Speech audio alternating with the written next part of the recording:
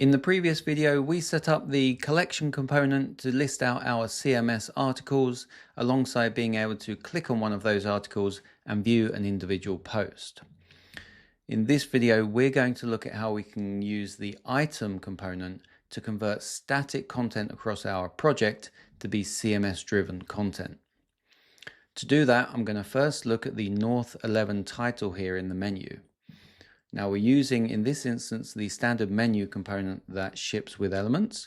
However, the techniques I'm going to show you here will work with any component that accepts text content or drop zones. So to get started, right now, this North 11 title is hard-coded and it's using the title property from the project settings. So this is hard-coded, and what we want to do is convert this over to be CMS-driven. To do that, I'm going to change the type to be drop zone. And then in here, we're going to convert this to be some dynamic content. So the first thing I'm going to do is drop in a text component. And as we did in the previous video, we're going to use the tweak syntax, and I'm going to say item dot, and what we want is the site title, like so. Now, if we preview this in the browser, you can see that this is static text. It's not being converted, and that is because we haven't set up the CMS item for this yet. So by default, just putting in the twig syntax isn't going to do anything. What we need to do is use the item component. So I'm going to drop that in next to the text here in the logo, and I'm going to put the text inside of the item. So anything inside of item can use the twig syntax and has access to any of the data coming from that CMS item. So when we have an item on the page, we can go to the settings and we can choose the source. Now in the previous video for the article down here, we set the source to be the articles folder. So in our pages list here, we set up CMS articles, and this is a collection of posts.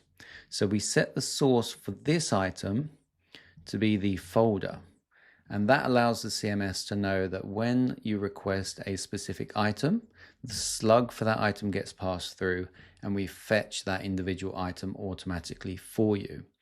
However, when we want to do static content, something that is global across the site, what you can do on the item is set the source to a specific markdown file. That will mean that it is not fetched dynamically. That individual item is always fetched for this instance. So let's set this up and it will make more sense. Right now we just have articles folder. We don't have anything that is site-wide or global. So what I'm going to do is I'm going to add a new folder. I'm going to call this globals. You can call this whatever you want. You can make up the names for your folders, organize your content however you like.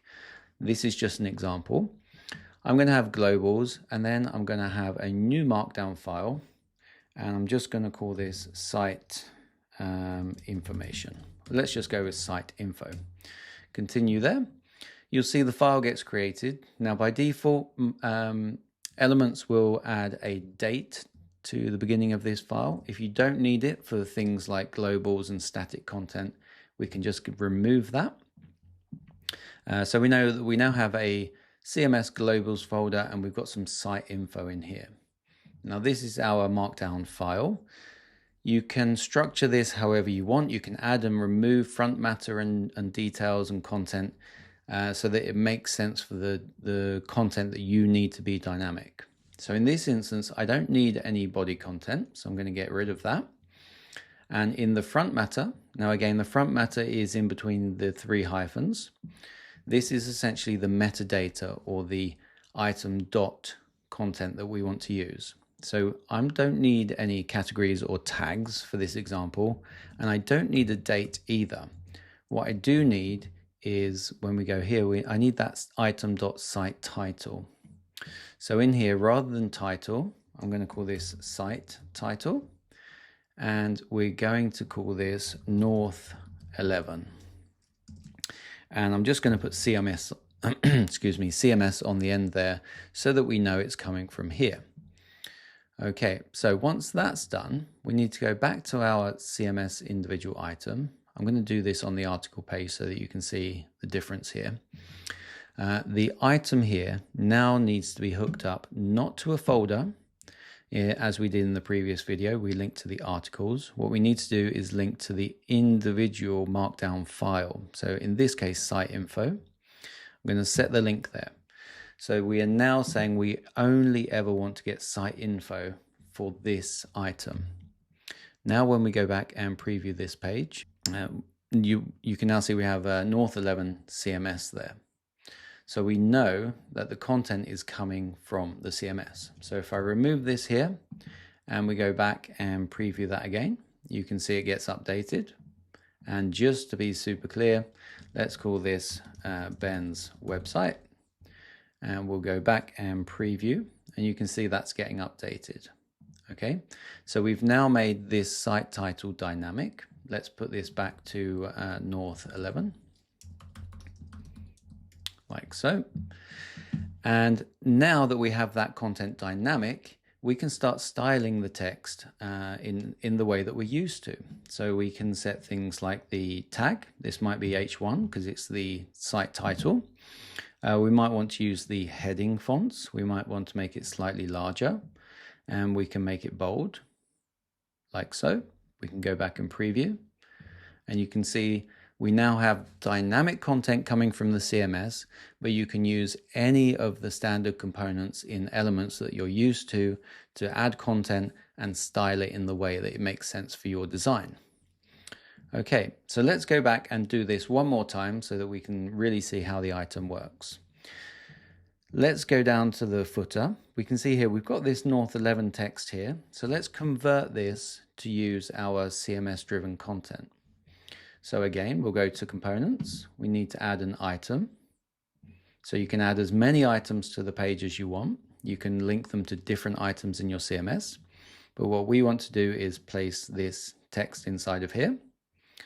And we want to link this item up to, again, not a folder. We need to go to Pages, CMS, Globals, and that individual siteinfo.md file.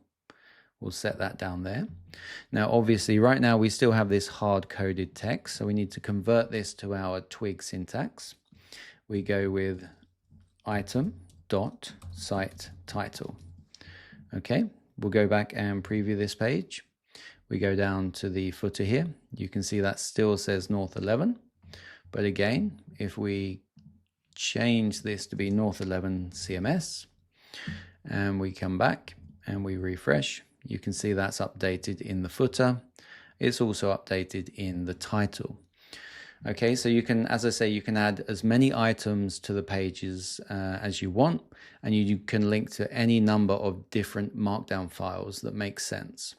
So let's add another property to that site info, just so that you can really start understanding how this works.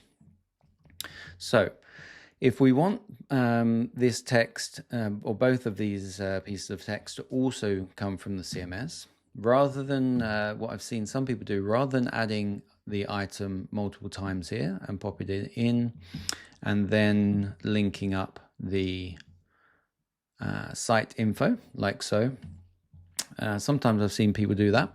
What you can do is you don't need to wrap every single piece of text in that. You can place both of these pieces of text inside of the same item, meaning we can then get rid of that one.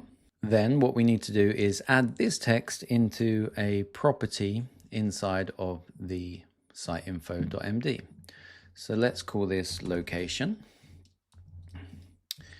and we'll add that text in there. We can then go back to our footer, and rather than hard coding this in here, we can do item.location. And in here, we can have copyright, and we can then say item.site-title, like so. So let's go back and preview this in the browser again, and we can see nothing's changed. Everything looks the same. You can see that the title's been updated to CMS. And if we were to change this to located in Brighton, and we go back and refresh our page, you can see that gets updated. So as I say here, you can add any information you want into here. You could add a founded, and you can put the year, anything that makes sense for the project that you're working on. You can literally add any data into the front matter here, and it will be available to you when you hook up the item component to that file. Okay, next up, just before we finish up this video, I'm going to show you very quickly how you can make an image be CMS driven. So right now we've only looked at text content, so let's see if we can make something on the site be a bit more dynamic with images. So we have this image up here in the banner. Let's see if we can convert this to a CMS driven image. So the first thing we're going to need to do is in some way hook up this image to be CMS driven. Now I'm going to reuse the site info file that I have here, and I'm just going to call this banner, and then I'm going to add a source for that banner. Now in our resources here we have some images, and I'm not sure which one we were using in there. We can use any of these. Let's use this one, and I'm just going to drop that into there. And what we want to do is put the, not the relative path, we want to use the / images. So we don't need to put the relative path to the resources in there. We just need to put the folder name of the parent folder, so where the image is located, and then obviously the image name. We don't need to add the relative path to the resources folder. The CMS is going to do that for us when we preview the page. So as I say, all we need is the folder name, which is images, and then the file name here. So we now have a banner and we have a source. We could also put in an alt tag if we wanted to. Example alt text, like so. So let's see if we can hook up that banner on, where were we on? It's a global. Okay, let's see if we can hook up this banner to that CMS content. So the first thing we need to remember is anytime the page is using a CMS component, it needs to be PHP. So I know in the instance here, the other pages are still using HTML. So we need to ensure that all of the pages on our project are using .php. And I'm just going to update all of them now so that we don't run into any issues. Let's check portfolio. That needs to change as well. Very quick sidetrack here. And .php. So you can also, in the project settings, you can ensure that the default extension is PHP. This is good to change if you know you're going to be working with the CMS. So that's that done. Let's then change this image now. So first thing we need to do is we're using the built-in image component. It has support for the CMS, so we can change the type to be CMS. You can see here it pre-fills a default for you. What we're using is not item.image, we're using item.banner.source. So again, if we go back here, you can see this is the item. We have a banner and a source. So the other thing we need to remember to do is ensure that any time we're using CMS templating syntax, or we want to pull data from the CMS, we need to use the single item component. So I'm going to drop that into the banner, put the image inside of there so it has access to that item, and then I'm going to hook up this item to CMS Global's site info. I'm going to set the link, and then we're going to preview this in the browser and see if it's working. Yes, it is. Perfect. Nothing's changed, and that's great. We then know that everything's working as expected. What we can do is, if we go back to our site info here, let's see if we can switch it out for this image instead. So I'm going to copy that file name and I'm going to replace that there. Then we will go back to the browser and you can see that that's updated. So that is how you can also change images to be CMS driven. Now, obviously, we're going to, as I said in the previous video, we're going to look at the online editor later on in this series. And once we get to that point, you can hand off sites like this to your clients and they can manage those images online from a web browser. So you can allow the user to change an image online if they wanted a different banner image.